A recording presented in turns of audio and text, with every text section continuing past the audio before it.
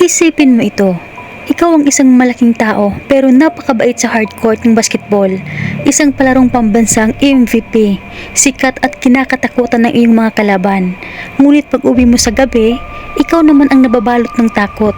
Isang matinding takot na hindi mo matatakasan dahil sa isang bagay na hindi mo pwedeng ipikit ang iyong third eye. Marami ang nakapansin.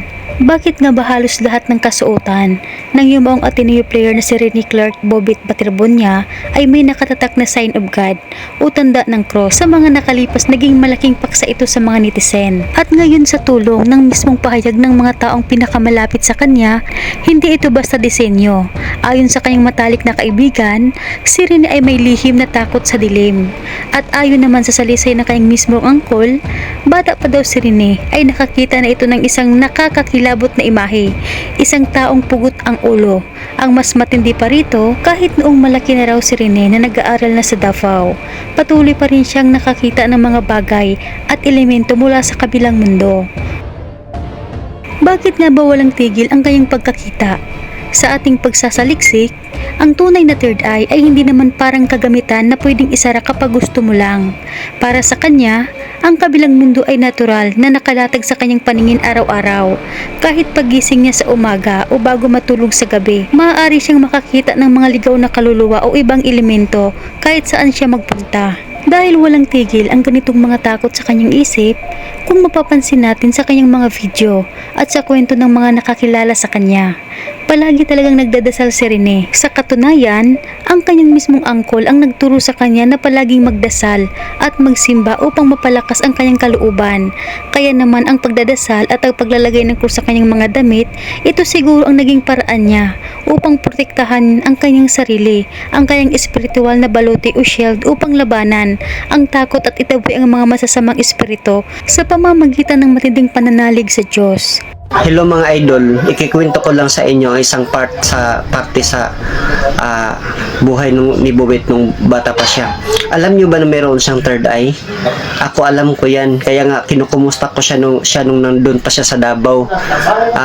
Ichinat ko siya kasi kung kumusta na yung third eye niya, kung nakakita pa ba siya ng engkanto. Andyan yung conversation namin sa Messenger.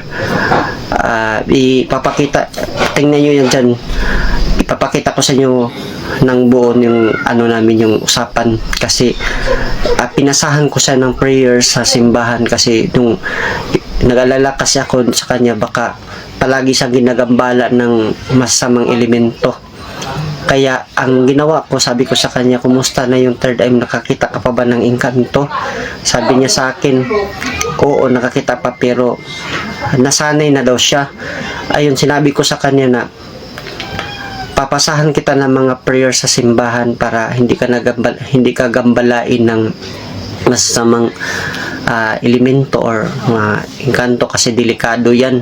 Kung mapabayaan, posible makakasira yan ng buhay mo. Kaya ko sabi, minsan magbibideo call kami pero ito ipakita ko sa inyo yung mga messages lang namin para maniwala kayo na totoo talaga na si Bobet.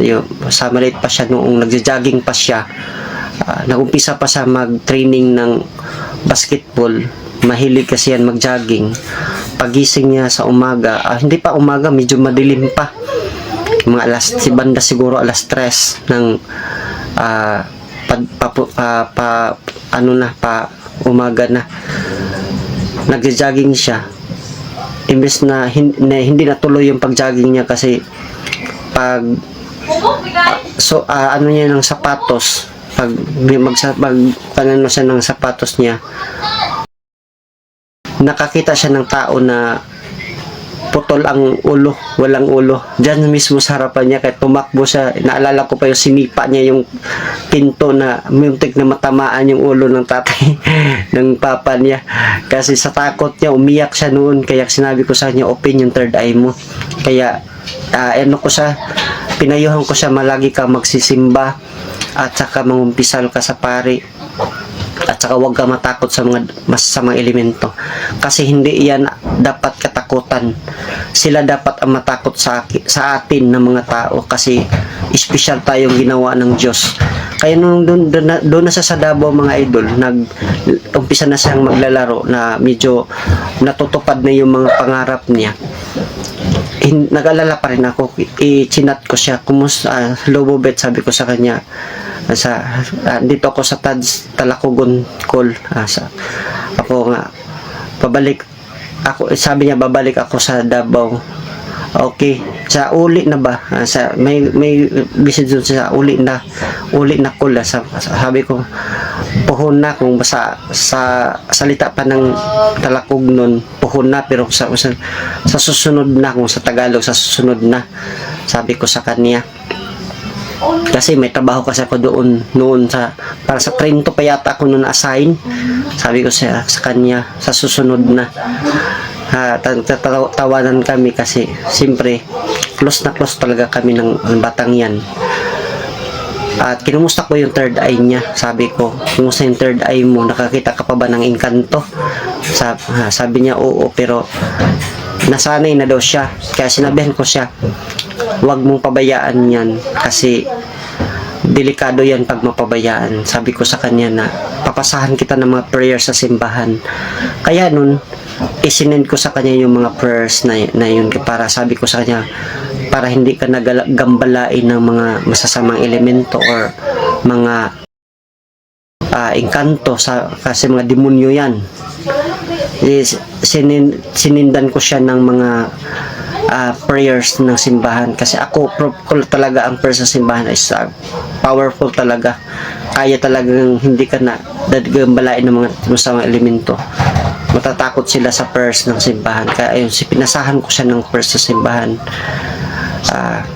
Kasi para protection niya. Yun ang last namin ng mga usapan. Yung hindi pa siya masyadong busy. Nung nagsimula na siyang sumikat noon. Idol na idol ko talaga yung batang yun. Napakapanghinayang lang talaga. Sana tapusin yung video ito. Andyan, ipakita ko sa inyo yung mga message namin mga idol. Maraming salamat sa inyo lahat. Nananawagan po ako kay Father Darwin na sana ipagdasal niya po ang aking pamangkin na si Rene Clert Baterbunia, na sana mabigyan ng hustisya kung ano ba talaga ang nangyari sa kanya, kung totoo ba na nalunod or nalunod lang na hindi sinadya, or sinadya ba talaga. Kasi hanggang ngayon masakit pa rin talaga sa isip namin. Alam ko na kasalanan ang magtanim ng galit, pero hindi namin maiwasan talaga eh. Sana kung talungan nyo po kami na ipagdasal si Rene Baterbunia. Alam ko na niwala po ako na si Father Darwin malapit po kay Mama Mary. Pakiusap lang po, ipagdasal nyo po si Rene Clert Baterbunia. Kasi hanggang ngayon masakit talaga.